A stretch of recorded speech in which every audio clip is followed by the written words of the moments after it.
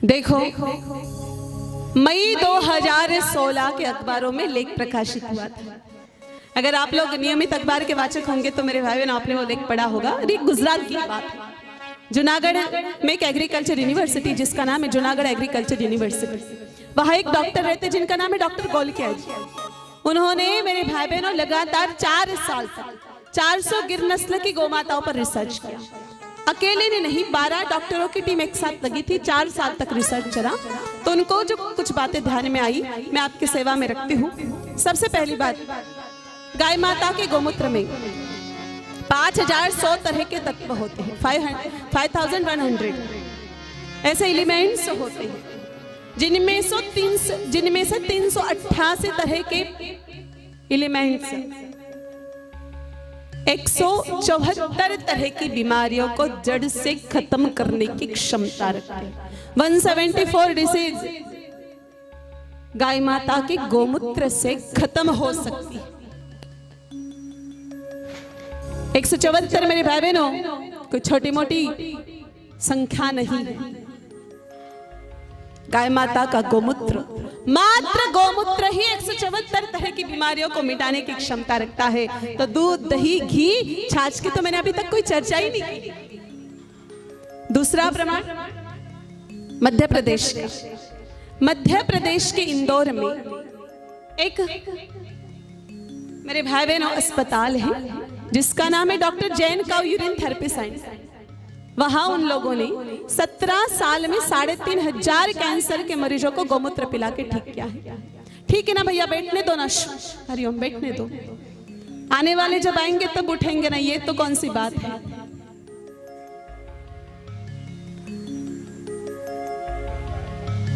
मध्य प्रदेश के इंदौर में जो अस्पताल है जिसका नाम है डॉक्टर जैन का यूरिन थेरेपी सेंटर, वहां उन लोगों ने 17 साल में 3500 कैंसर के मरीजों को गोमूत्र पिला के ठीक कर दिया। दूसरा प्रमाण तो बताया। अब तीसरा प्रमाण, मध्य प्रदेश के ही इंदौर में एक मेडिकल कॉलेज के प्रोफेसर है जिनका नाम है डॉक्टर अखिलेश भार्गव। उन्होंने एक बात कही है कि संसार में गोमूत्र जैसी कैंसर के लिए संजीवनी दवाई कोई हो ही नहीं सकती है। और चौथा प्रमाण मैं आपको राजस्थान का देना चाहूंगा। मेरे भाई बहन, आपने राजस्थान में कोटा का नाम तो सुना ही होगा। कोटा में एक प्रोफेसर है जिनका नाम है डॉक्टर अग्रवाल, और वो बॉम्बे से IIT कॉलेज के प्रोफेसर है। कोई छोटी मोटी चीज नहीं है। उनको जब कोरोना आया तो कोरोना से ऑक्सीजन का लेवल बिल्कुल घट गया। सभी लोग इधर उधर दौड़ने लगे, लेकिन उन्होंने 24 घंटे तक 2-2 घंटे के अंतराल में गौमूत्र का पान किया। और 24 घंटे बाद जब उन्होंने मेरे भाई बहनों ऑक्सीजन चेक किया ऑक्सीमीटर से, तो उनको पता चला कि गौमूत्र ने ऑक्सीजन बूस्टर का काम किया है और उनका ऑक्सीजन लेवल मेंटेन हो गया। कितने बड़े प्रोफेसर, IIT कॉलेज के प्रोफेसर, उन्होंने 2-2 घंटे के अंतराल में गौमूत्र पीकर के ऑक्सीजन लेवल को बिल्कुल मेरे भाई बहनों नॉर्मल कर दिया। और उन्होंने अकेले ने नहीं, फिर बाद में उन्होंने जिन जिन लोगों को कोरोना हुआ और जो गौ माता पे विश्वास रखने वाले लोग थे, सबको 2-2 घंटे में गौमूत्र पिलाया और सबका कोरोना ठीक हुआ। उनके पास जो जो भी केस आई मेरे भाई बहनों, कोई भी भगवान को प्यारा नहीं हुआ। तो गौमाता का गोमूत्र ऑक्सीजन बूस्टिंग का भी काम करता है मेरे भाई बहनों, इम्यूनिटी बूस्टर का भी काम करता है। इसलिए आप सबके घर में गोमूत्र तो होना ही चाहिए। आप में से कितने लोग अपने घर पे गोमूत्र रखते हैं? अच्छा, 5 जनों के हाथ ऊपर आए हैं। अब आप कहोगे आपने तो देखा है हमारी मेट्रो सिटी, हमारे पास तो गोमूत्र मिलेगा नहीं। तो मेरे भाई बहनों, मैंने पथमेड़ा की दुकान देखी। पथमेड़ा की शॉप पर आपको गोमूत्र प्राप्त हो जाएगा। पथमेड़ा का नाम तो आप सब लोगों ने सुना ही है। हमारे राजस्थान की सबसे बड़ी गौशाला मेरे भाई बहनों पथमेड़ा गौशाला, जहां से शुद्ध देसी गौमाताओं का गोमूत्र आपको प्राप्त होता है अर्क के रूप में। तो जब गौमूत्र नहीं प्राप्त हो सकता तो आप घर में 10-12 गौमूत्र के बोतलें रख करके जब भी जरूरत पड़े सुबह सुबह उठ करके उसका सेवन कर सकते हैं। इमरजेंसी में भी गौमूत्र का काम तो पड़ता ही रहता है मेरे भाई बहनों, इसलिए गौमूत्र तो घर में होना ही चाहिए। तो ये 4 प्रमाण मैंने आपकी सेवा में रखे। अब हमेशा क्या करें कि कभी बीमारी लगे नहीं। वल्लभदास जी सेठ जी को बता रहे हैं कि सेठ जी हमेशा क्या करें कि कभी बीमारी नहीं लगे। और मेरे भाई बहनों, ये जो 3 नियम मैं आपके सामने रख रही हूं, ये नियम हमारे गुरुदेव भगवान पंचगव्य चिकित्सा पद्धति आयुर्वेद और स्वयं ने अनुसंधान करके लोगों पर प्रयोग करके लोक कल्याण के लिए बताए हैं। ये जो 3 नियम मैं आप लोगों को बता रही हूं, जो व्यक्ति इन 3 नियमों का पालन करता है वो बहुत आसानी से मेरे भाई बहनों स्वास्थ्य लाभ प्राप्त करता और बहुत मुश्किल से बीमार होता। देखो, जो व्यक्ति सुबह उठकर खाली पेट 8 बार तय के हुए कपड़े से 8 बार छोटी बछड़ी का गौमूत्र छान करके पिए। अब आप कहोगे गौमूत्र तो है कौन है महाराज, कई करे। गौमूत्र की बात बताई ना अभी थोड़ी देर पहले। बाजार में पथमेड़ा की स्टोर है अथवा गौशाला जहां शुद्ध देसी गाय माता रहती है। इन 2 के अलावा तीसरी जगह से गौमूत्र अर्क नहीं लेना चाहिए।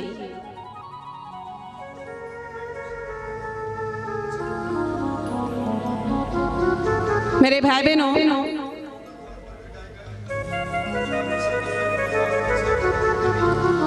यहाँ पर उपलब्धता सन्निकट में, अच्छा तो इनसे आप संपर्क कर लीजिए।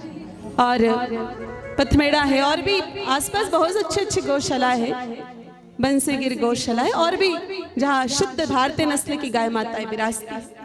कहीं से भी मेरे भाई बहनों आप लोग गौमूत्र लेके आए, सुबह सुबह 1 गिलास गुनगुना पानी करके 1 ढक्कन उसमें गौमूत्र अर्क डाल के आप पी जाए। आपके शरीर में जो त्रिदोष है, वात कफ और पित्त, उन सबको संतुलित बनाने का काम गौमूत्र करता है।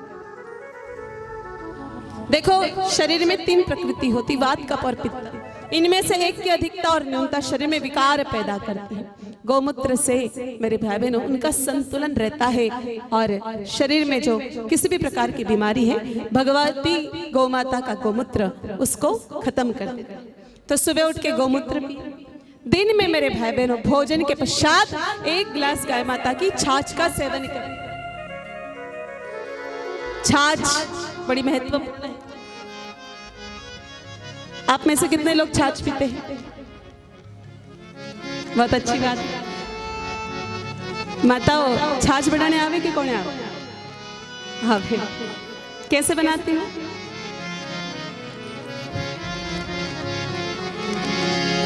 किससे?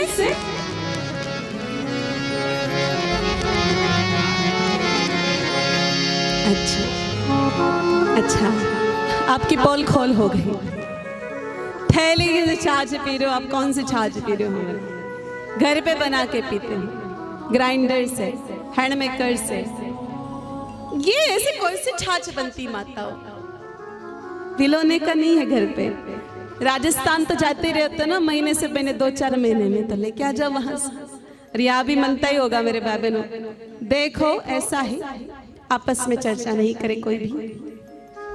छाछ बनाने की वास्तविक प्रक्रिया जान लीजिए, क्योंकि यह बैठी हुई 90% माताओं को यही नहीं पता कि छाछ कैसे बनती है।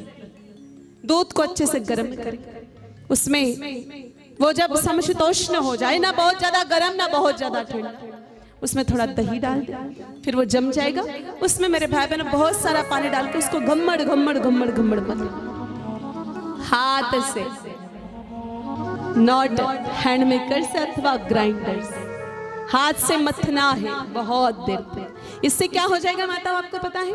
आपके हाथ के इस हिस्से का भी एक्सरसाइज हो जाएगा, कमर का भी एक्सरसाइज हो जाएगा। सुबह सुबह आपको वॉकिंग करने के लिए ग्राउंड पे घूमने की जरूरत नहीं पड़ेगी। ऐसा आप करके देखो। और फिर आप घर में ललन जी की सेवा करते हो ना, तो ललन जी की आप सेवा करते हो तो जो छाछ आप बिलोगे ऊपर ऊपर माखन निकलेगा, और जब उसका भोग आप लालन जी को लगाओगे, बोले लालन जी पसंद होंगे कि नहीं होंगे? बहुत प्रसन्न होंगे। मेरे भाई बहनों, आप तो माखन भी बाजार का मंगाते हो और उसका भोग लगाते, ये कैसे आप ठाकुर जी को प्रसन्न करने जा रहे हैं? थोड़ा सा ठाकुर जी को बहुत ज्यादा नहीं चाहिए, घर वालों को भी कितना ज्यादा चाहिए। मेरे भाई बहनों, अपने हाथ से करना शुरू कर दो, बहुत आनंद आएगा। यूं मत कहना टाइम नहीं मिलता, टाइम तो खूब मिलता है, बस थारी मारी के लिए वो चाहिए होता है। तो हाथ से बिलोना करने के बाद ऊपर ऊपर जो माखन प्राप्त होता है उसको एक जगह रख दो, और नीचे नीचे जो बच जाती वो है वास्तविक छाछ। और मेरे भाई बहनों, छाछ की तो गजब की महिमा है। दूध, दही, घी, गोबर, गौमूत्र, इन सभी गव्यों में भगवान श्री कृष्ण को सबसे अधिक अगर कुछ पसंद था तो वो गाय माता की छाछ ही थी। आपके लालन जी को छाछ बहुत पसंद है,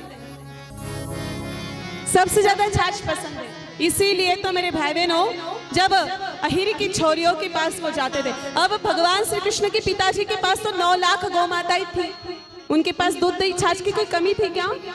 नहीं थी। लेकिन भगवान ने जगत को उपदेश देने के लिए, संदेश देने के लिए उन अहिर की छोरियों के पास जाके छाछ मांगी थी। मेरे भाई बहनों, वो अहिर की छोरियां उसके बदले में ठाकुर जी से ठुमके लगाती थी, और भगवान ठुमके लगा करके भी पीते थे, और भगवान उपदेश देते थे कि भाई नाच करके पियो, जैसे भी पियो, संघर्ष करके पियो, लेकिन छाछ जरूर पियो।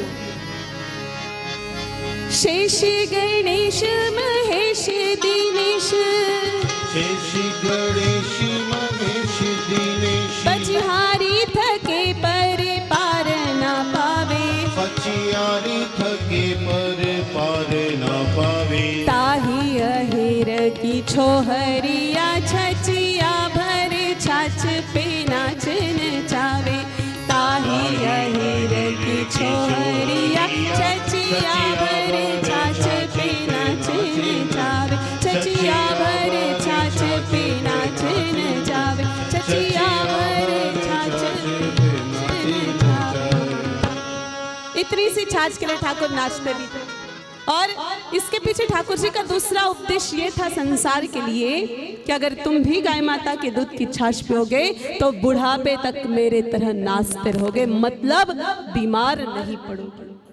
मेरे भाई बहनों, मारवाड़ के लोगों का खाना ही छाछ था, छाछ राबड़ी, और उसी के चलते 90 साल के 100 साल के हो जाते थे, फिर भी एकदम कड़क। मेरे भाई बहनों, ना चश्मा लगता, ना बाल सफेद होते, ना उनको ट्यूबवेल पे जाने के लिए कोई मोटरसाइकिल की जरूरत पड़ती थी, वो तो खुद ही अकेले कर लेते थे क्योंकि वो छाछ पीते थे।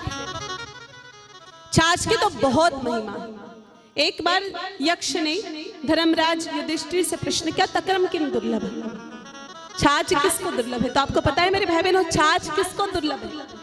देवराज इंद्र को छाछ दुर्लभ है, क्योंकि जब हम लोग हवन करते हैं उसमें दूध की आहुति लगाते हैं, खीर की भी लगाते हैं, घी की भी लगाते हैं, कभी कभी दही की भी आहुति लगती है कुछ विशेष अनुष्ठान के लिए, लेकिन छाछ की आहुति लगती है क्या?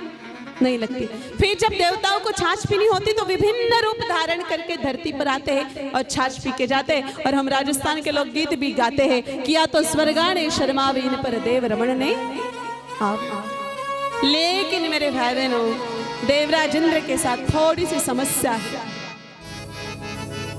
क्योंकि वो गद्दी पे बैठे हुए हैं और गद्दी तो बहुत मुश्किल से छुट्टी मेरे भाई बहन, और इसीलिए तक्रम सक्रश्य दुर्लभम, देवराज इंद्र को छाछ दुर्लभ है। मानव तुझे मिली है तो पी, तू स्वस्थ रहेगा। छाछ बड़ी गजब की चीज है मेरे भाई बहनों। कुछ लोगों को जो अपच की समस्या हो, इस संसार में सबसे बेकार समस्या है अपचन की समस्या। अगर भोजन करोगे पचेगा तो रस बनेगा, रस से रक्त बनेगा, रक्त से ऊर्जा प्राप्त होगी और बहुत शक्ति से आप आपके कार्य को संपादित कर पाओगे। लेकिन उसके ठीक विपरीत अगर आप भोजन कर रहे हो, नहीं पचेगा, 2.5 घंटे तक अगर भोजन नहीं पचा है तो मेरे भाई बहनों शरीर के एक कोने में पड़े पड़े वो सड़ने लग जाएगा। फिर गैस बनेगी, खट्टी खट्टी डकारें आएगी, अल्सर की समस्या होगी, एसिडिटी की समस्या होगी, माथा दर्द करेगा, चमड़े की बीमारी हो जाएगी, चक्कर आने लग जाएंगे। ये सब भोजन अपचन के कारण हो।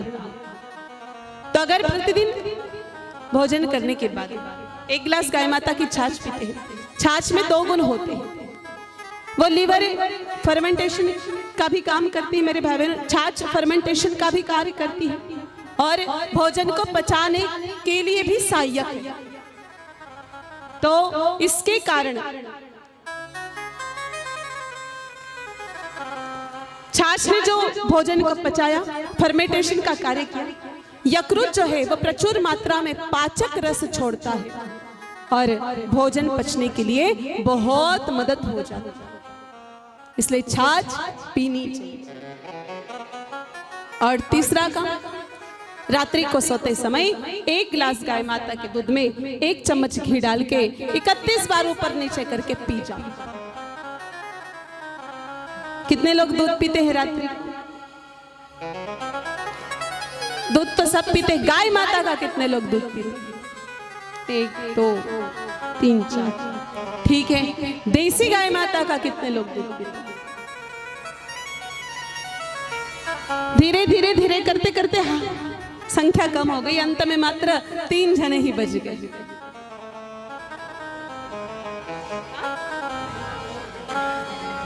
हाँ मेरे भाई बहनों, 3 जने मात्र देसी गाय माता का दूध पीते कन्फर्मली। आप सभी लोग विचार करने लगे महाराज पियो तक खरी पर पत्तो ही कौन। दूध गाय माता का साक्षात अमृत है। जब व्यास जी जब आयुर्वेद की रचना हुई मेरे भाई बहनों, तो उसमें बकरी के दूध की महिमा लिखी, भैंस के दूध की महिमा लिखी। आप आयुर्वेद में जैसे ही दूध प्रकरण खोलते हैं आपको उसमें भैंस के दूध की महिमा दिख जाएगी, बकरी के दूध की महिमा दिख जाएगी, ऊँटनी के दूध की महिमा दिख जाएगी। परंतु आप पूरा दूध प्रकरण छान मारो, वहां गाय माता के दूध की महिमा आपको दिखेगी ही नहीं। क्यों ऐसा? इसीलिए क्योंकि दूध का जो प्रकरण है, गौ माता के दूध की जो बात है, उन महापुरुषों ने मेरे भाई बहनों, हमारे जो महापुरुष थे, महात्मा थे, उन्होंने दूध प्रकरण में वो लिखी नहीं, अमृत प्रकरण में लिखी। मतलब गाय माता का दूध साक्षात अमृत है और उसमें घी डाल के अगर उस दूध का सेवन करते हैं तो मेरे भाई बहनों, यह घी युक्त दूध आपके जीवन के लिए संजीवनी का काम करेगा। लेकिन इसमें 2 बात ध्यान रखें मेरे भाई बहनों, 2 बातों का सख्ती से पालन करना है। भाद्रपद में दही नहीं खाए। आप छाछ के कितने भी रसिक हो, छाछ आपको बहुत पसंद हो, लेकिन भाद्रपद में दही नहीं खानी चाहिए और श्रावण में गलती से भी दूध नहीं पीना चाहिए। आप में से ये भाद्रपद और श्रावण के नियमों का कौन पालन करता है? एक भी कौन ही करे? पता नहीं था? मत्स्य पुराण के 36वें अध्याय के 16वें श्लोक में लिखा है, ये मैं नहीं कह रही हूँ, मत्स्य पुराण के 36वें अध्याय के 16वें श्लोक में लिखा है, श्रावणे वर्जेत क्षीरम दधि भाद्रपदेस्तदा, कि श्रावण में दूध नहीं पीना और भाद्रपद में दही नहीं खाना है। ये क्यों करना है? क्योंकि मेरे भाई बहनों, आप सबको पता है श्रावण में वातावरण में हरियाली ज्यादा होता है। गाय माता हरित तत्वों का सेवन ज्यादा करती है और थोड़ी ही देर पहले मैंने आप लोगों को बताया कि शरीर की 3 प्रकृति होती, वात, कफ और पित्त। इसमें से एक की अधिकता और न्यूनता शरीर में विकार पैदा करती है। तो जब वो श्रावण में हम दूध का सेवन करते हैं तो शरीर में वात प्रकृति बढ़ जाती है और इसके कारण मेरे भाई बहनों घुटने खराब हो जाते और बुद्धि के टिश्यू जाम हो जाते हैं और स्मरण शक्ति कमजोर हो जाती, याददाश्त कमजोर हो जाती है। इसीलिए हमारे बुजुर्गों ने क्या कहा, श्रावण का दूध किस पे चढ़ाना चाहिए?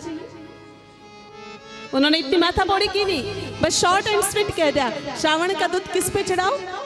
शिव जी पर चढ़ाओ, क्योंकि संसार में जहर पचाने की क्षमता केवल शिव भोले बाबा में है। भाई गणेश जी पर मोदक चढ़ता है, पेड़ा चढ़ता है, मिठाई चढ़ती है, लेकिन आंकड़ा धतूरा किसके चढ़ता है? शिव जी के चढ़ता है।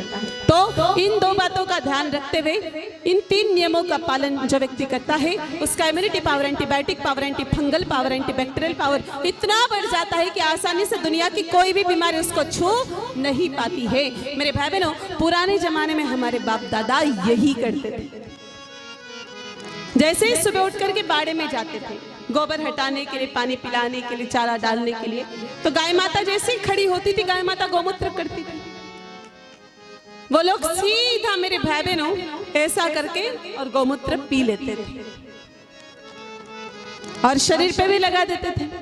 इससे अंतःकरण की भी शुद्धि हो जाती और बाह्य शुद्धि भी हो जाती। कुछ बीमारियां मेरे भाई बहनों दोष के कारण लगती है, तो गौमूत्र का स्पर्श होने मात्र से जो बीमारियां स्पर्श से अथवा मेरे भाई बहनों भूत प्रेत दोष से, स्थान दोष से अथवा ग्रह दोष से होती थी, वो भी खत्म हो जाती थी। दूसरा, खेत जाते वक्त छाछ रोटी राबड़ी खा के चले जाते और घर पे आके खाना खा के दूध पी के सो जाते, इसलिए बीमारियां नहीं होती थी। आज तो सुबह उठ के कोई गौमूत्र नहीं पीता है मेरे भाई बहनों। हाँ, वो भले ही मेरे भाई बहनों कटोरे भर भर के चाय पी जाते। दिन में छाछ पीने की फुर्सत किसी को भी नहीं है। दिन में छाछ कोई नहीं पीता, भले ही मेरे भाई बहनों वो बोतल से ठंडा निकाल करके और गिलास में घोड़ के पी जाते। और रात्रि को दूध किसी को भी पसंद नहीं है। रात को मेरे भाई बहनों जैसे ही सूर्य अस्त होता है सभी शराबी ठेके पे जाके मस्त हो जाए, तब तो बीमारियां तो लगेगी ही लगेगी ना। अब बीमारियां लग चुकी है तो क्या करें। अब चलो ये सारी बातें वो थी कि हम बीमार नहीं पड़े इसके लिए क्या करना चाहिए, लेकिन अब बीमार पड़ चुके हैं तो क्या कर सकते हैं। सिर से लेकर एड़ी तक सभी बीमारियों का निदान भगवती गाय माता कर सकती। मेरे भाई बहनों, भगवती गाय माता की ऐसी विशेष कृपा है कि गौ कृपा से मनुष्य की बहुत सारी बीमारियां मिट सकती। शुरुआत करेंगे सिर से आएंगे एड़ी तक। अगर किसी के बाल बहुत ज्यादा झड़ते हैं, बाल रूखे हो, सूखे हो, बालों में डैंड्रफ हो, खालत हो, पालत, और बालों को लेकर के मेरी माताएं बहुत ज्यादा मेरे भाई बहनों केयरफुल रहती हैं। दुनिया भर का shampoo, hair conditioner, hair oil, serum, पता नहीं कितने कितने ब्रांड के एडवर्टाइजमेंट आजकल मीडिया में आते हैं। माताएं मंगवाती भी है, प्रयोग भी करती है और अंतगत्वा रिजल्ट 0 ही मिलता है। क्या करना चाहिए माताओं? आपकी दादियां जो करती थी वही आप लोग, अलग से नहीं। 2-4 दिन पुरानी गाय माता की खट्टी छाछ, उसमें 1 चम्मच शिकेकाई पाउडर, 1 चम्मच रीठा पाउडर रात भर डाल के भिगो दो और सुबह उठ करके मेरे भाई बहनों इससे बाल, ऐसा 3-3, 4-4 दिन के अंतराल में करें, आपके बाल रानी पद्मिनी की तरह सुंदर घने बन जाएंगे और आपको बालों की कोई भी शिकायत नहीं बचेगी और समय से पहले आपके बाल सफेद भी नहीं होंगे। ओनली छाछ से, गाय माता की छाछ का इतना कमाल। अब थोड़ा नीचे आते, अगर किसी का सिर दर्द रहता है और माताओं में सिर दर्द की समस्या बहुत ज्यादा होती है, इसके पीछे माताओं 2 मुख्य कारण हैं। अगर आप लोग आदेश करो तो मैं बता दूंगी, बाकी मैं आपकी भावनाओं को ठेस नहीं पहुंचाना चाहती। बुरा तो नहीं लगेगा आप लोगों को? सच में नहीं लगेगा। 2 चीजें जिसके कारण आपका सिर दर्द बहुत ज्यादा होता है। पहला कारण, रहने दो, जाने दो,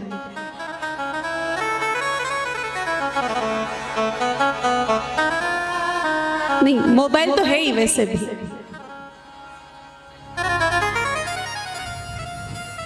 आप सभी ब्यूटी पार्लर जाती हो ना? ब्यूटी पार्लर से सिर दर्द नाम की बीमारी साथ में ले आते हैं, क्योंकि वहां भुइयों के बाल उखाड़े जाते हैं, थ्रेडिंग्स की जाती है और जिससे ये सीधा सिस्टम जुड़ा हुआ है। आप लोगों को ध्यान होना चाहिए कि ये पूरा तंत्रिका तंत्र आपस में जुड़ा हुआ है।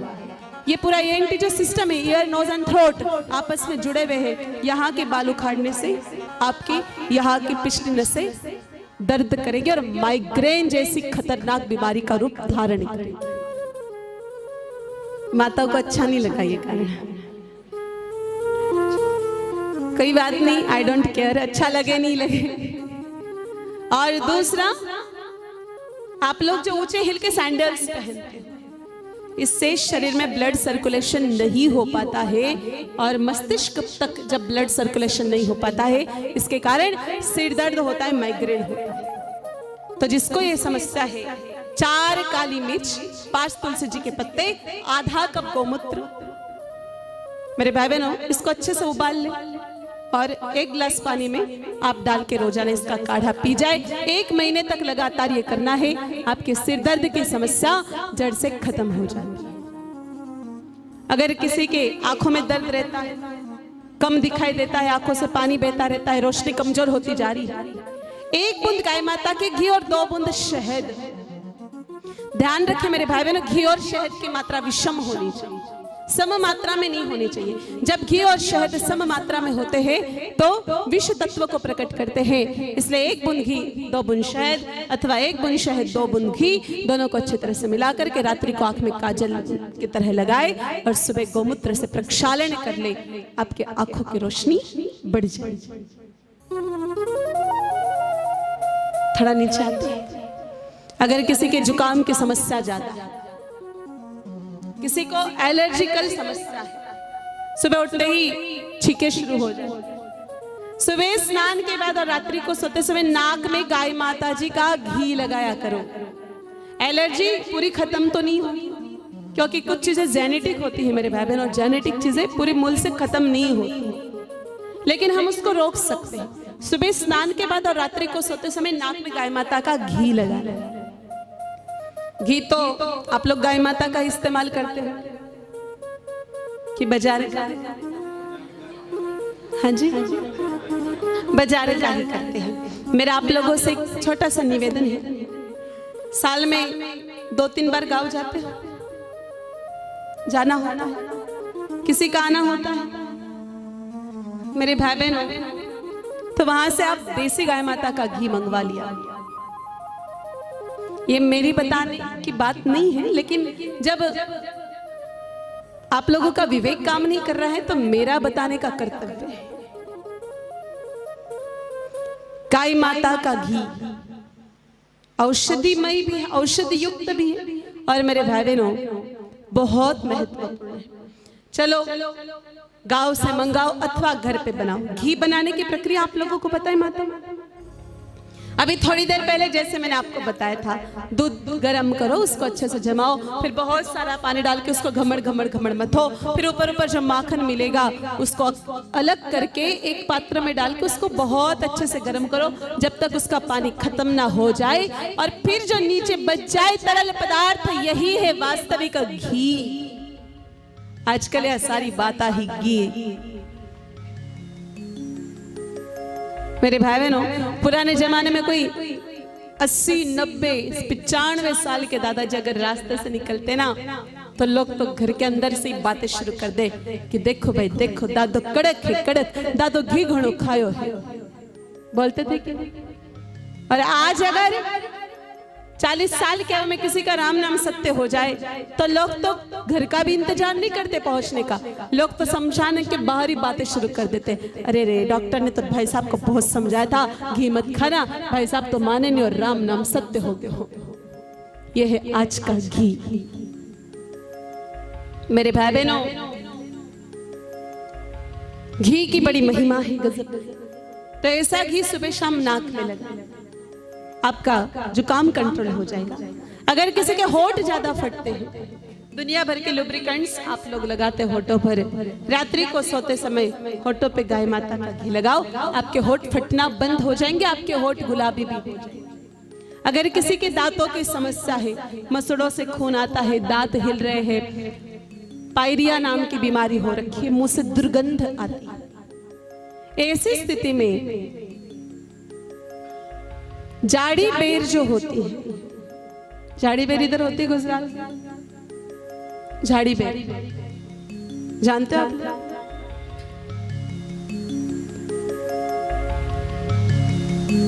भाद्रिया माता के मंदिर और देगरा माता के मंदिर कौन कौन गया?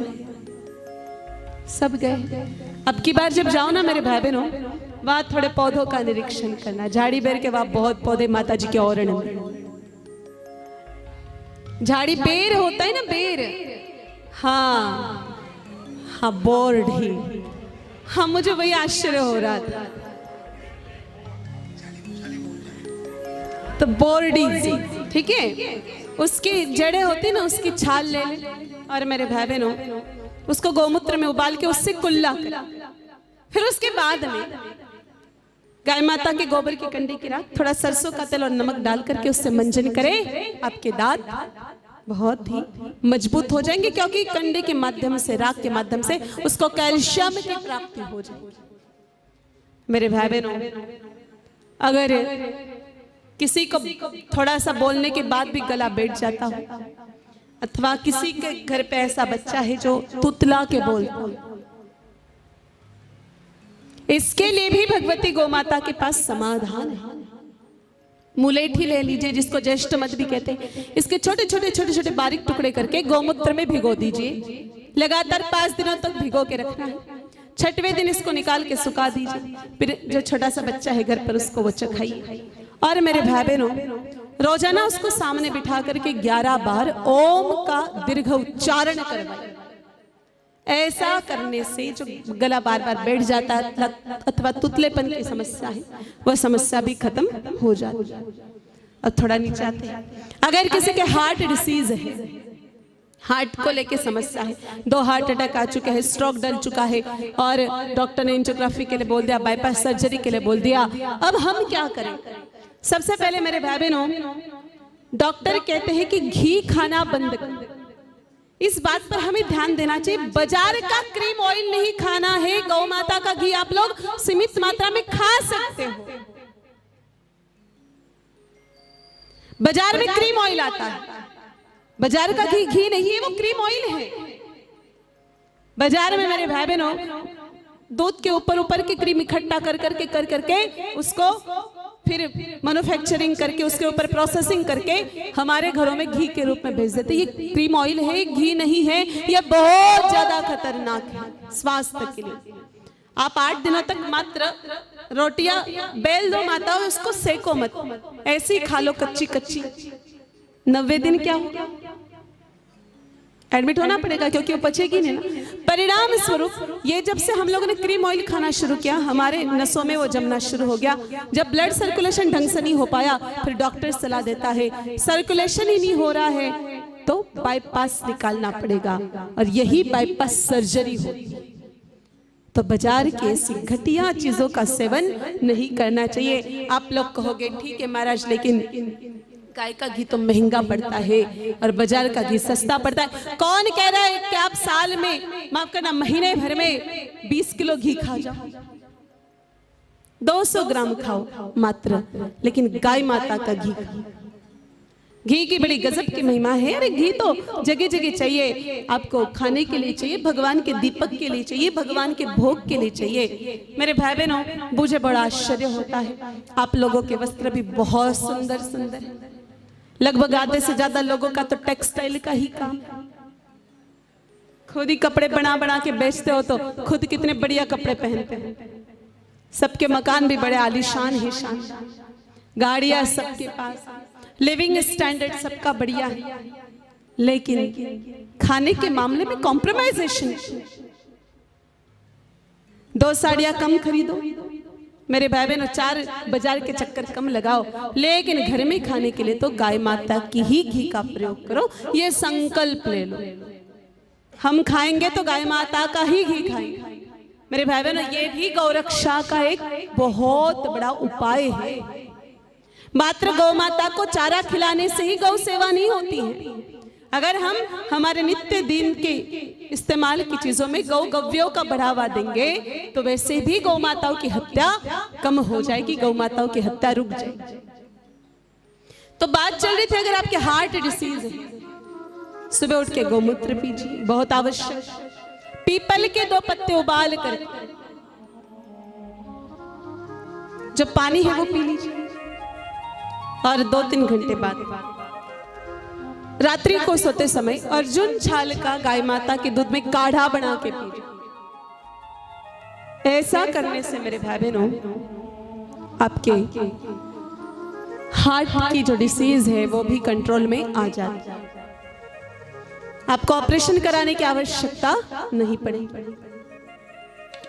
अगर किसी के किडनी में पथरी, किडनी स्टोन, पत्थर चट्टा करके पौधा आता है नर्सरी की दुकान में, पत्थर चट्टा के 2 पत्ते आधा कप गौमूत्र के साथ लें।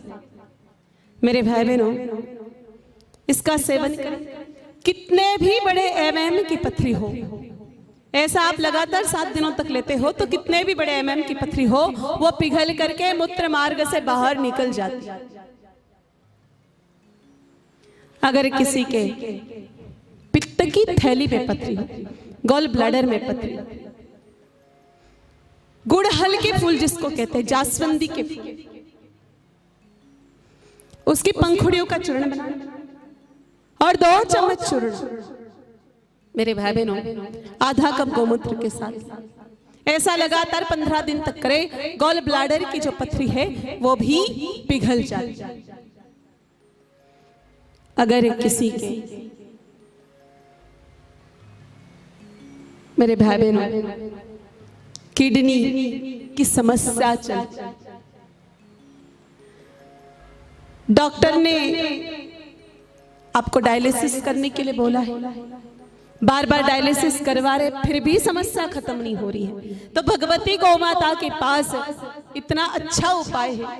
जिनका 4 महीने में डायलिसिस चल रहा था उनका 2 पे आ जाएगा, 2 वाले महीने पर, महीने वाले 15 दिन पर, 15 दिन वाले मेरे भाई बहनों 2-4 दिन पर, और आगे जाकर के किडनी सही लेवल पर आ जाएगी, नॉर्मल शेप में आ जाएगी। क्या करें मेरे भाई बहनों जिनके डायलिसिस की समस्या है, जिनके किडनी का डायलिसिस बार बार करना पड़ रहा है, सुबह उठ के आधा कप गौमूत्र जरूर पिए। और गोखरू कांटे आते हैं ना, गोखरू नाम तो सुना ही है ना,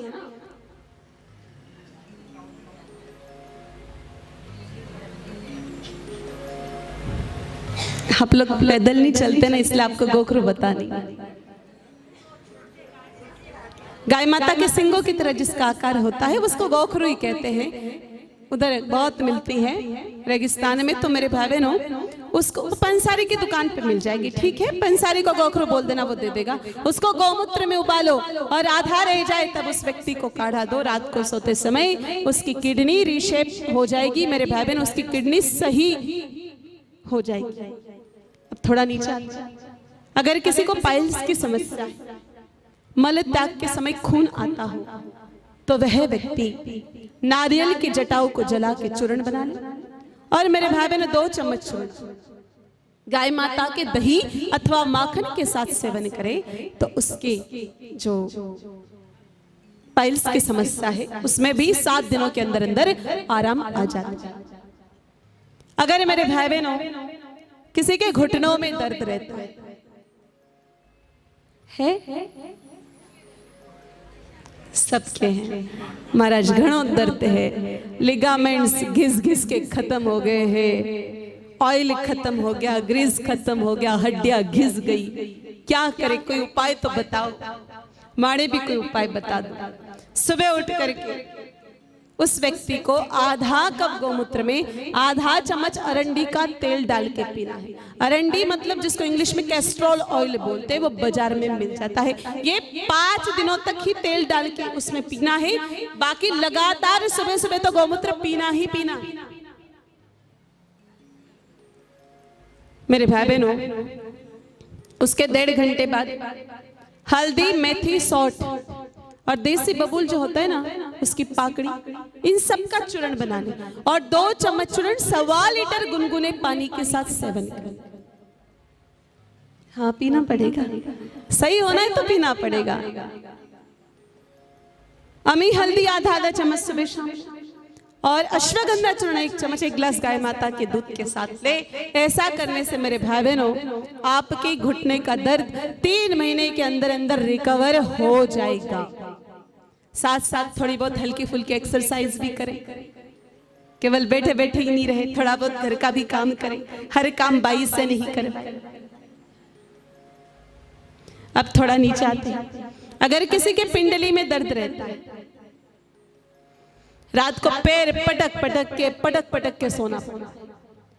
1 चम्मच अश्वगंधा चूर्ण, 1 चम्मच शतावरी चूर्ण, 1 गिलास गाय माता के दूध के साथ सेवन करें। आपके पिंडली का दर्द मेरे भाई बहनों 7 दिन के अंदर अंदर आपको इसमें आराम मिल जाएगा। अगर किसी के एड़ी में दर्द रहता है, माताओं को एड़ी के दर्द की समस्या बहुत ज्यादा रहता है, कारण वही ऊंचे हिल के सैंडल। मेरे भाई बहनों अगर एड़ी का दर्द ज्यादा रहता है, 1 लीटर गौमूत्र में 300 ग्राम नमक डाल अच्छे से गर्म करें और फिर इसका वहां एड़ी पर सेक करें। ऐसा करने से एड़ी का दर्द भी खत्म होगा। अगर किसी के तलवों में दर्द रहता है, तलवों में जलन रहती है, जिसके तलवों में जलन रहती है, कम है जलन, तो हाथ पर गाय माता का घी लेकर के उससे अच्छे से मालिश करें। और बहुत ज्यादा जलन रहने पर काले धतूरे के बीज का चूर्ण ले ले 2 चम्मच और गोबल में मिला करके मेरे भाई बहन उसके तलवों पर मालिश करें। इस करने से आपके तलवों की जलन भी खत्म हो जाए।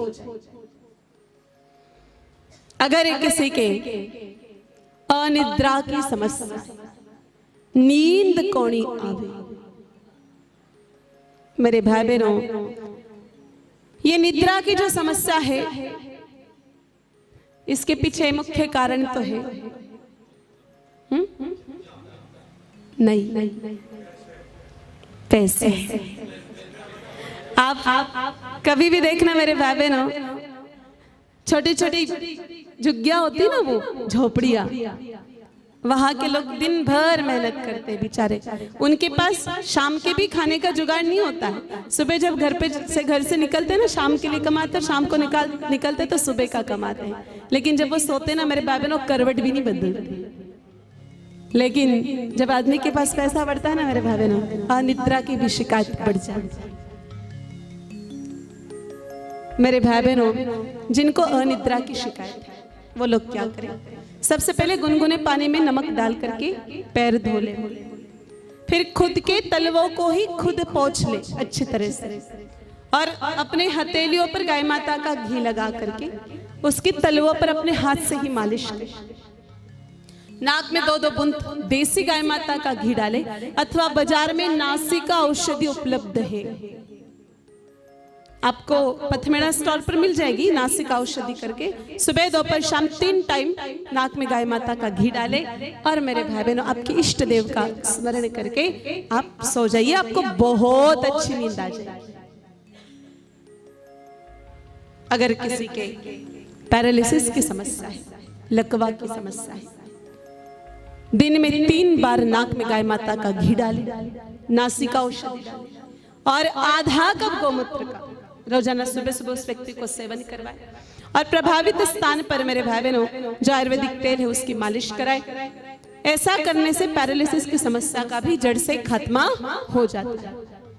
अगर किसी के मिर्गी की समस्या है, किसी को मिर्गी की दौरे आते हैं, तो भगवती गौ माता इस समस्या का भी समाधान कर देती है। बस 1 दिन की बछड़ी माता है ना, वो ही समाधान कर देती है। मेरे भाई बहनों गाय माता बहने के बाद बछड़ा जन्मे या बछड़ी जन्मे, उसका सबसे पहला गोबर लेकर के उसको आप छाया में सुखा दो। वो चूर्ण जब बन जाए तो जब सामने वाले व्यक्ति को मिर्गी का दौरा आए उस वक्त आप उसके नाक में डाल दो और ऊपर से 3 बार फूंक मार दो। ऐसा 6-7 बार करना पड़ेगा। वो बेचारा खुद नहीं कर पाएगा क्योंकि वो होश में भी नहीं रहेगा और उसका शरीर थोड़ा कड़क बन जाएगा। ऐसा 7 बार करो मेरे भाई बहन, उस व्यक्ति को आगे मिर्गी का दौरा नहीं आएगा। अगर किसी को डायबिटीज बहुत बुरी समस्या है मेरे भाई बहनों।